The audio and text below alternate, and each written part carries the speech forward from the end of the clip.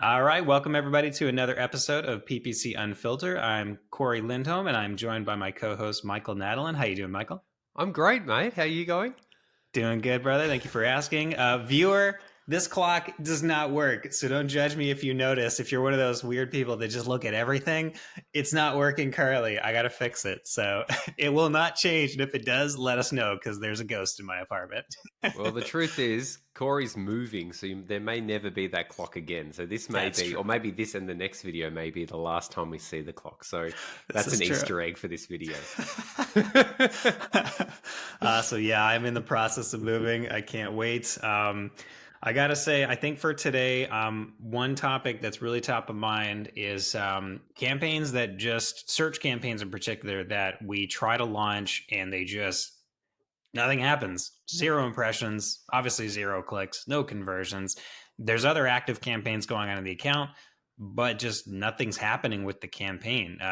Have you experienced that? I'm sure you've experienced it over the decade you've been doing ads, right? Well, as you just was chatting about 2 minutes ago about this topic, I've actually had this yesterday and the last week for a client actually for e-commerce or for Google Shopping. So there's actually that as well. But yeah, definitely. I've had it for Yeah. e-commerce and it's quite notorious for Yeah. just Google search as well. Like, what's the first thing that you look for? Like, very first thing that you check? Uh, Very simply, negative Yeah. keywords application. So Yep. making sure that no negative keywords have been applied. It's pretty crazy Yep. how often that happens. Would you agree? Would Yeah. that be your first Yeah. thing? Yeah. Negative keywords. Am I blocking what I'm trying to Yeah, serve for? that's number one. Yeah. Number two is probably just like campaign budget overall. Now, I know it's Yeah. so simple, but I'd be looking at negative keywords, campaign budget, cost per click bidding, or just what your bidding model is. Yep. Um, Checking ads, that there's no issues with the ads being not Status serving because of that. and The same keyword with status. Yep. keyword Go ahead. status, exactly. Yep. You know, if they're Hmm. trademarked or limited serving due to anything like that. Yep.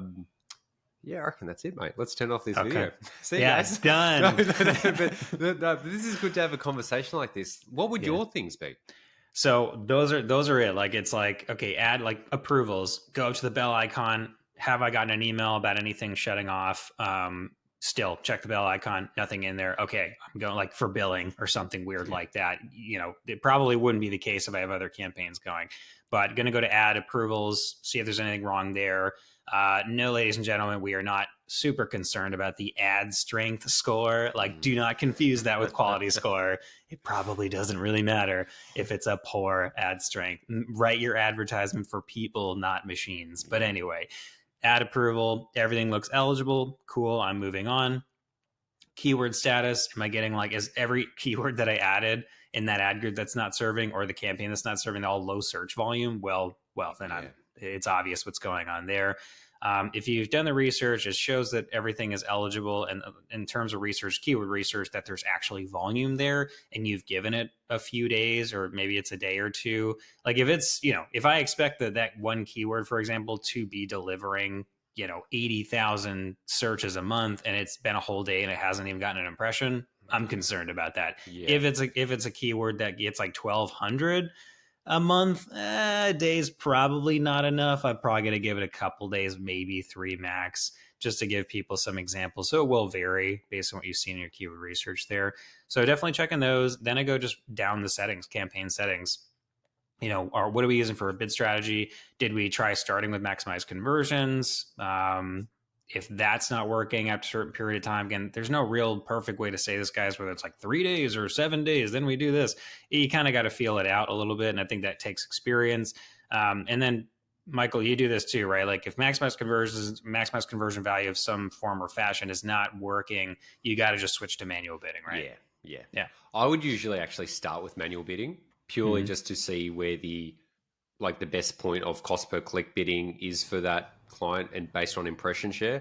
For Mm-hmm. most businesses, like most people who are watching this are probably managing small clients or small ad spends up to $10,000 a month. So sometimes if you Yeah. start with max conversions, you might just like blow out $100 cost per click on something that's like, Yeah. car repair PDF or just some like random Right. search. So that's Yeah. the thing. The other thing I was thinking of was just work your way down from account level. So the account settings should be fine if you've got other campaigns running, but there may actually be something that's affecting all of them. Jump on the campaign level, just check campaign settings, jump down to the ad group level, and then look at the keywords. Is there any issue there? Quality scores, that might be something. Now, If you have quality any. scores is just something that's just, I think it's still so important, but it's still so hard to manipulate. Yeah. I don't know if I'm going to open up a can of worms here, but Cory, Yeah, that's how do you a different improve? video. Can I just ask for just my own curiosity? Because I've Yeah. got ways I do it, and then I've heard other ways people say it, and it's just like things like CTR. But I have like a lot of clients who have high CTR, like very high CTRs, 10, 20, 10 or 20%. And then the expected CTR is still low. CTRs, the keywords are relevant to the page, but then the quality score is still low. Do you feel like that would be an issue that would be stopping ads from serving low quality This is a scores? strange one. So I've actually found, yes, well, you wouldn't really have a quality score for those keywords unless you've used them in the account in the past. Then you wouldn't have any quality scores for True. Yeah, if it's that's zero, if it's flatlined. But usually with expected click through rate, I think it's a really deceiving name because I tend to find that it has more to do with budget and bidding than like expected click through rate, because ad relevance is ad relevance, makes sense. Landing page experience is landing page experience. Expected click through rate, it's like, well, what is that? When you really dig into it, and from my own experience, tends to be more like you're not bidding enough or you're not giving it enough budget considering what you're bidding. So it's kind of strange. I tend to find that. But I was going to say, if you're using maximize conversions, this is a sneaky one, and I just ran into this today. There was two things that we weren't doing that we probably should have been doing. And this was a client I'm consulting with, so I wasn't managing the account. But one was we started a new campaign for keywords that we wanted to go after very specifically with exact match, phrase match. However, those search terms, we check the search terms all time across all campaigns and ad groups, have been showing consistently through the existing campaign that we took some of those keywords from. So what they didn't do was they didn't tell Google, I don't want you to show these anymore from this old campaign. I want you to go into so we had to just make sure to block those with negative keywords from the old campaign. And it makes sense because if the client's using maximize conversions for both campaigns and it has historical data for the other one, it might just feel more confident in continuing to serve it where it's been serving it. It kind of makes sense. So trying to give it a push and not let it do that is a good idea. Add those negative keywords. Also double check your brand lists if you're using it for exclusion purposes, whether that is like, in this example, it was for competitors. So they had competitor brand lists, but that was applied to the new campaign. And just as like a double check, I took those off, because again, I just wanted to like take away as much as possible. They had put like, 12 negative keyword lists and a bunch of exact and phrase matches. Like, all right, this isn't serving. We've done everything else, our due diligence to like the approvals, everything we've talked about so far in this call. We haven't started going through those negative keyword lists, and they have thousands and thousands of negative keywords. So check your broad match negative keywords, especially like the 2 or 3 or 4 word ones. The 1 word ones don't matter. That's like phrase match. But the 2+ broad match ones, those could thematically be blocking the keywords you're now trying to serve for. So just be careful of those. A couple interesting things that I found today. Yep. Yeah. And I had an experience yesterday, and this is a bit different, where we run landing pages, and then when we actually we use Zapier to integrate from the landing page to a Google Sheet. But for some reason, it just was not working. So like some of the data was pushing through, but some of it wasn't. And the lesson I learned from this is sometimes when something's not working, just rebuild it. If you can try to diagnose it and like try to fix the things, and you might do everything perfectly. Sometimes if you just duplicate the campaign again, something happens. Now, with this Zapier thing, I literally deleted the webhook, deleted the integration, rebuilt the integration, rebuilt the webhook, did everything again, and then it just worked like that. So the lesson I learned from this, which I also do in Google Ads, is if there are issues where things aren't delivering, maybe rebuild that campaign or copy or duplicate the campaign again. It may just sometimes be a glitch in the software, which does happen, especially if you've ticked off all the things in our list. Sometimes just a rebuild is just what you need. And going back to that theme of rebuild is a lot of times when we start working with new clients, their account looks good, but just a rebuild or a restructure tends to get better results, even though you've got the same budgets, the same keywords. Rebuilding stuff sometimes just fixes issues because it gives it a reset. I know it's just like a, nuke it and just kind of rebuild. But it's just Yeah. like, sometimes it just works. I don't know why, but I've been Yeah. doing this for 10 years and just the rebuild sometimes just fixes issues there. So if you're Yeah. having ad deliveries, just try that. That might just be your saving grace. Just hard shut off and start over. Yeah. So, yeah, I'm Uh, just trying to think of. Oh, yeah. So on the shopping front as well, like mhm. delivery with shopping. Now that's a different Mhm. one because in Merchant Center, that's where we get to see all the wonderful insights. Now, on Mhm. the insights, there you get to see diagnoses on why Yeah. products are limited or why they've been disapproved.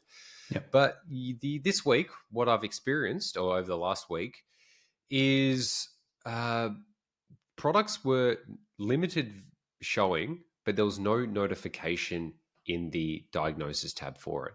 And the only way I could see it was by going into the feed and looking at all products, clicking on the individual product, and then scrolling down a bit, and then it would tell me the reason why. And it was for like personal, what was it?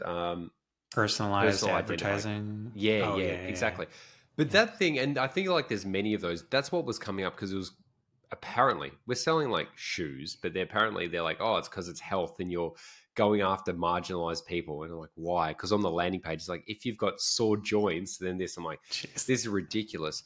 But I picked this up from another agency who hadn't picked this up. So when I looked, when you look at the main diagnosis tab, you've got all those things there why you might not be showing, but even you've got to look a bit deeper.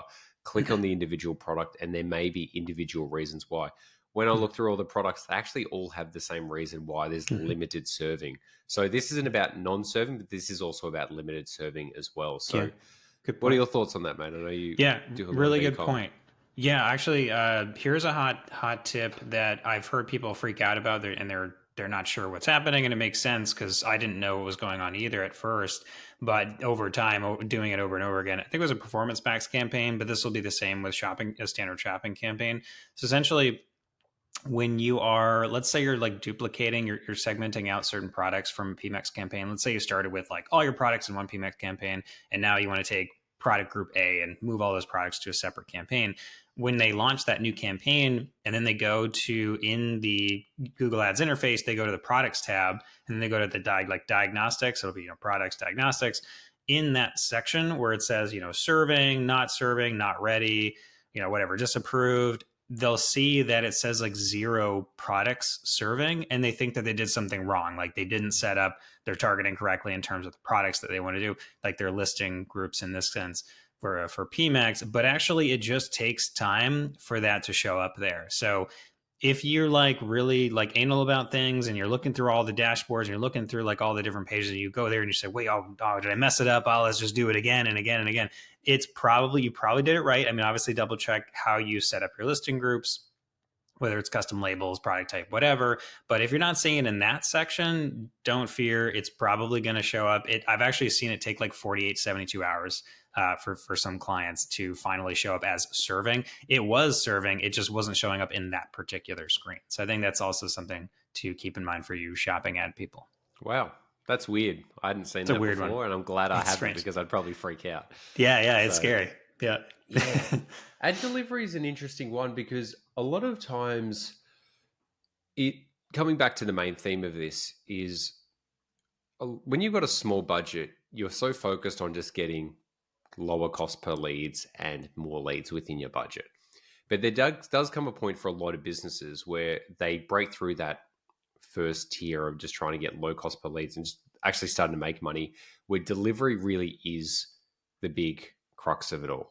Yeah. And it's also, it does seem like that's more important than actually the first tier of actually getting results. Because if you're not delivering properly for high intent keywords or good products, nothing's going to work. So this Yeah. e-commerce client I'm working with, we've been working together for 2 months, and from the whole diagnosis, reversing back engineering, I'm like, look, this is how much your product is.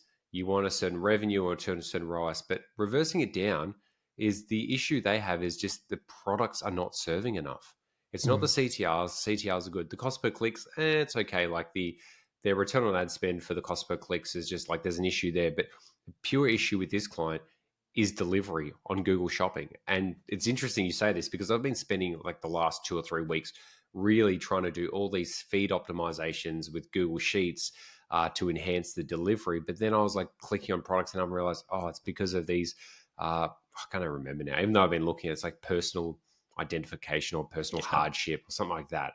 And realizing that this one thing is stopping, potentially this one thing, I hope it's this one thing, is stopping products from delivering or impressions, which means we're stopping getting clicks, means stopping getting people to the website, stopping people getting sales. So it's really important that, delivery is super important. Like a lot of people just neglect it and go, oh yeah, the impressions are down. It's like, why? We need to figure out why, because if we're showing less, that's an opportunity cost that we don't want to pay, because that could be a day where it's a $10,000 sale, a $50,000 sale, $100,000 sale, especially if you're doing lead generation. You never know if you're missing out on that one lead that could be referring 20 other leads. So I always think about opportunity cost, and ad delivery is one of those things that if your ads are not delivering, you run a big risk. Yeah. And the last thing, one thing, I worked for someone who is known, and whenever the ads went down, he was like, this is top priority for like the agency. He was like, he would do anything to get it live. He wasn't like, oh yeah, we'll just have a chat to Google. He's like, he knew the importance of how important it was to have ads live all the time, because he actually knew the actual sales revenue from every impression they got, every click they got as well. Yep. Yeah, you don't want it to go a week without getting a conversion. And we can imagine what happens to the algorithms when it's like, everything goes to zero. Let's just drop bids to nothing. And then if you decide to fix that issue, we'll see how long it takes us for us to get confidence to that level of bidding again. And you just don't want to have that problem happen. So you did remind me, though, a couple more things Google Merchant Center specific to shopping people.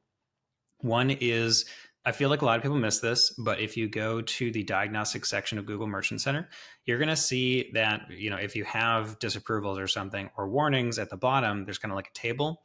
On the top left of that table, there's a little filter for the type, like the network type, if you will. Make sure it's usually going to be shopping ads, but also if you do free listings, check the free listings. Often there will be different disapprovals you didn't even know about, and that's limiting your impressions on free listings, which can be impactful for a lot of businesses. Local listings, like local inventory, there's also ones for that. If you're doing buy on Google, definitely check that as well. All of those could have different wordings and issues. A lot of people forget to even that they're even doing that. That's even on there. Don't forget to check those. That could inform some delivery issues or some performance issues, omni-channel. Also, last thing I'll say is make sure in the marketing section of Google Merchant Center, you're utilizing as many of Google Merchant Center's features as possible, because it will enhance how often your shopping ads are showing. So if we're looking for like those little edges in the competition, is buy on Google available? Are we doing that program? Is Google seeing the right shipping information? Is it saying that delivery times are worse than others, and why is it getting that information? Is that accurate? There's a lot of little features that you can do. It obviously is country specific, so I don't want to go into too many of the details because every country is going to be a little bit different, but make sure you're signed up and using as many things that make sense for your business as possible. Those things can definitely help. The biggest ones obviously going to be like reviews, things like that. So those are a couple other things to look out for. Mate, awesome. Once again, we took a simple list and we made it a 20-minute conversation, because there's every time we chat about this, I'm always like, the rabbit hole goes so deep. It's real. If you think you can just come into Google Ads and just have a laugh and put a few ads up and think it's going to be fine, you're not. I've done hundreds, like over 100 videos on my YouTube channel. I've been doing this for 10 years. And one thing I've learned is it gets harder. It doesn't get easier. Time goes on, and you realize the more advanced, the people want their accounts to go really well, it gets harder. It doesn't get easier. This conversation, even there was a few things that I picked up. I'm like, geez, I've got to be checking out on that, on the list of all the other things I need to do with my day. But it's good. This is what this conversation's for, is to just to constantly make people aware that ignorance is not bliss. Ignorance is expensive. Ignorance is wasted ad spend, irrelevant traffic, poor results, and your competitors are getting the leads and sales that you wanted. So this was good, mate. Heck yeah. All right. Good to go? Yeah, let's do it, mate. So, Cory, how can people find you, mate? All right, everybody. You can find me on LinkedIn, Cory Lindholm, or YouTube. Nice. Michael Nadalin on LinkedIn, marketlead.com.au or marketlead on YouTube, and the PPC Unfiltered podcast as well. Yes, sir. Awesome, mate. Cory, have a wonderful day. We'll chat soon. You too. All right. Thanks for watching, everybody.